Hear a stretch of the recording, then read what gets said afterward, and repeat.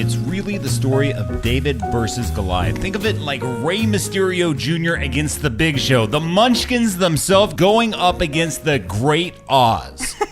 Something like that. No brands or breweries influence my daily beer. The opinions expressed are solely those of me, Sean Quinn. And me, Stacey Ryder. And this is my daily beer. No, this is not a tale of Kansas. This is a tale of Missouri.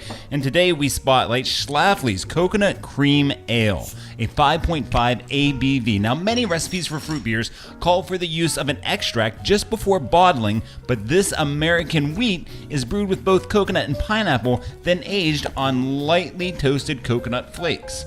Schlafly considers himself the founder of the craft movement in Missouri.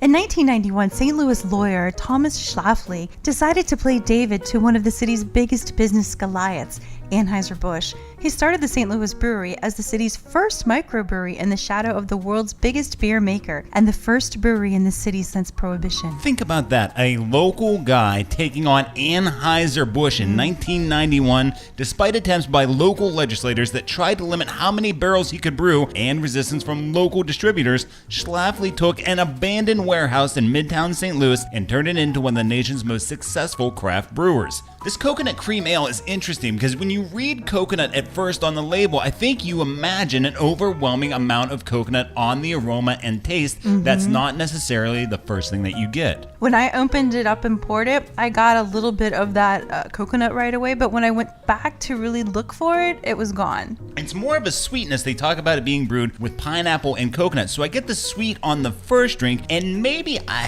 hint of coconut on the end, but really not a whole lot when you think of a coconut beer. When I heard fermenting with coconut and pineapple aged on toasted coconut flakes, totally got my attention. And then I saw that it was an American style wheat beer, and I was kind of curious if I would like it, because I normally like that coconut and pineapple, just not necessarily in a wheat beer. If by reading the label you're looking for a coconut beer, you're not going to find it here. This is more of a fruit beer, but not a syrupy, sweet fruit beer. Actually very light and refreshing, crisp to the taste. I agree. Refreshing, yes. Crisp, yes, absolutely. But it just doesn't have the coconut that I'm looking for. Today we do raise our glass to the one guy who brought independent craft beer back to St. Louis and Missouri. Here's to Tom Schlafly. Until next time, may your beers be cold. Be sure to subscribe. I'm Sean Quinn. And I'm Stacey Ryder. And join us again tomorrow for another My Daily Beer.